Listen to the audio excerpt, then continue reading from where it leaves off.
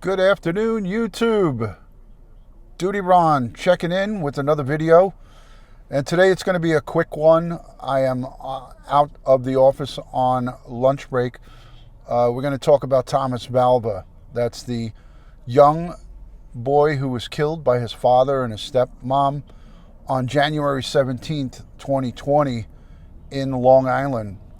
He was murdered by his father, who is a former New York City Police Transit officer, and his mother, who was engaged to his biological father. Guys, my name is DutyRon. Please hit that subscribe button, hit the notification bell, so you will get all things DutyRon when I do go live. Hello, Crystal. Hello, Blondie. Thank you to my Patreon supporters, my channel members, and all of the great ones that come in. Hi, Joey Faith. Good to see you. Thank you for joining. Today would have been little baby Thomas Valva's 9th birthday. He unfortunately did not make it to be alive here with us for his 9th birthday. Here's his mass card. This is baby Thomas, and on the back it gives his date of birth, which is September 14th, 2011. Nellie Bell, good to see you. Thank you for joining. So I wanted to remember little baby Thomas, victim of a brutal murder out in Long Island on January 17th of this year. And I wanted to keep his memory alive. Today would have been his 9th birthday. His mother and his surviving brothers went out to the cemetery, I think yesterday, and did a video. It's heartbreaking to watch it. It's on Facebook. I'll link the description to Justina Zupko Valva's Twitter and Facebook, so you guys can go watch it. There is a case tomorrow, but I don't believe it's a criminal. And all of these hearings are preliminaries. So if anybody could get out there and support her, please get out there to Riverhead and support them. All of the information I'll link below in the Facebook group that has all the information on it. But what I'm concerned about is the criminal proceedings, which has been unfortunately postponed due to COVID-19. Hi, Jack's mom. Hi, everybody joining. So all of the proceedings have been put on hold due to COVID-19, and they're not allowing the public to come in to do the viewings because of coronavirus. They're using COVID-19 to kind of like keep it hush-hush. And it's not sitting well with his mom, the victim's family, supporters of this family. Justina wants to get justice for her son, and she wants to make sure all these criminally negligent politicians and people in all of the branches who failed her son and let these atrocities happen to him pay the price, and they all need to be brought to justice. Either they need to be fired, criminally charged, or whatever the case may be. And she wants to make sure that that happens, and she has a lot of good support from people in the community, from the local area. There's a guy, Jim Kelly, helping her out, and he is doing the best that he can to bring justice forward for Thomas and to make sure everybody who's responsible for failure of duty, dereliction of duty, from the police department to the CPS workers, to the court staff and the judges, to the social workers and the court-appointed representatives, and everybody right down the line failed this young boy, this little boy, a baby, and they failed him and they failed her because she presented so much evidence to them, and they failed to act on it. So I'm going to do a full live stream shortly about this. But today I want to make it to remember Thomas Valva on his birthday today. He would have been 9 years old. This is his mass card. When I went to the funeral, I got one of these, and it's a sad reminder that his 9th birthday had to be celebrated by his mother and his brothers at a cemetery, at his gravesite. So that's what makes it really horrific. So if you haven't shared this broadcast, share it out there onto your social media, send it out onto Twitter, Facebook, Instagram, and make sure that this gets out there. This is all about Thomas Valva.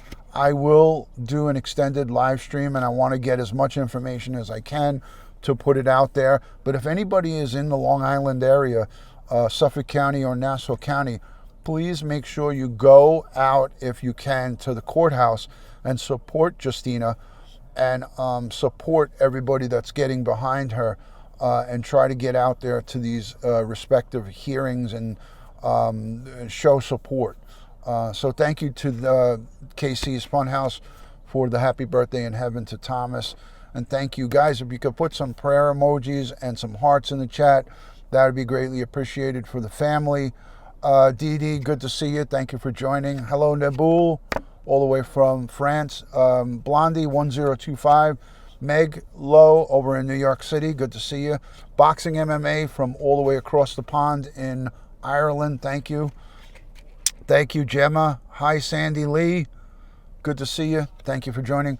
So again, guys, it's simple. This is a live stream to commemorate Thomas Valva on his birthday. He would have been 9 years old today, and his life was snuffed out and taken away from him by his own flesh and blood, by his own father and stepmom. These two are very, very evil people, and they need to be in jail for the rest of their lives. I talked to my correction officer contact over in the respective facilities where they're being held, and his words were basically they're in protective custody still because Michael Valva, the coward that he is, has tried to commit suicide and says that he's suicidal. Valva is in the Yaphank jail, which is in Suffolk County, and he's on suicide watch. And Angela Polina is in Riverhead. So they're in two separate facilities, but they're both in protective custody.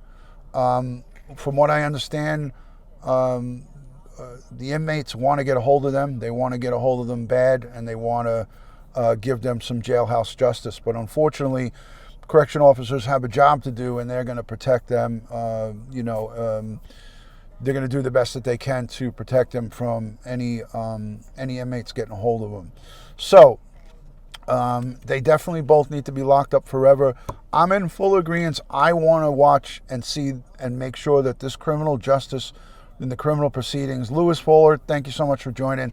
I want to make sure that the criminal justice system works and that they do the right thing and find them guilty on all charges and make sure that they never see the light of day for the entire rest of their lives. If I had it my way, you guys know how I feel about this, I would like to see the death sentence upon both of them. But unfortunately, this case doesn't fall under that, and New York State doesn't have it. It's not even an option.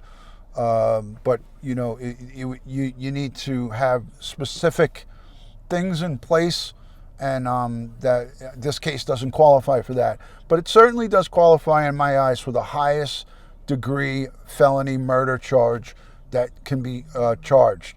Some would argue that murder second degree is not enough. It should be murder first degree.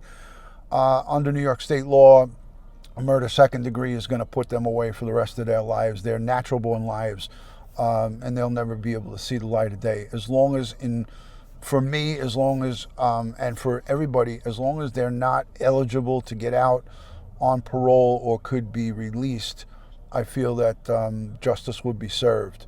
They don't need to ever see the light of day again for the horrendous, heinous acts of criminal activity that they committed against this little boy and the rest of the children. Hello, Nikki D. Good to see you, faithful one. I agree, highest degree. Hello, Lynn. Thank you to my channel members and all my people coming in. Everybody pleads not guilty because they have nothing to lose by pleading not guilty. Every heinous criminal on record, for the most part, or not every, but almost all, plead not guilty to any crimes that they're convicted of, that they're accused of. Jack's mom, I agree. So yeah, an autistic boy times two. The two boys were in the garage. Both of them were autistic. One survived and one did not. So it was not just one autistic boy, it was two. And that's the horrific. It makes it so much more horrific, and for me, it's just it's despicable. It's despicable. What disgusting, evil, vile human beings. So that's all I have for you guys today. I want to just say thank you again to my channel members, my moderators, all the people who subscribe. Follow me on Instagram, Facebook, and Twitter, all one word, DutyRon. I agree. Eye for an eye, tooth for a tooth. I believe that they should be freeze to death. That should be their sentence. Or if there was the death penalty and it was lethal injection or on a firing squad, I'd easily volunteer to pull the trigger or to give the lethal injection. I'd have no problem doing that. So much love to Justina, her mom, Andrew, and Anthony, and the whole Zupko family. Everybody who's helping them, I send strength, and everybody who is sending positive vibes to them, I say thank you. To all the people who have sent me money, I delivered that money to Justina a couple of Mondays ago. She was so happy to get donations from you guys. So thank you to everybody who has donated. Any super chats or anything that comes in on this channel when I do videos for Thomas, I pay it forward and give it all to Justina. So I was happy to see her a couple of weeks ago on a Monday. She seems to be doing well, and she's fighting tooth and nail for her son for justice. So thank you to everybody who has donated and who will donate going forward into the future. I will talk to you guys on the next live stream. Hopefully that'll be soon, and I'll do a full coverage on this case, on everything that's going on. But this one I wanted to keep as just in memory of Thomas. Today is his 9th birthday, and he's in heaven. So prayers to Justina and everybody involved in this. Thank you so much for all being in here. I love and respect you all. Talk to you on the next one. Peace from DutyRon.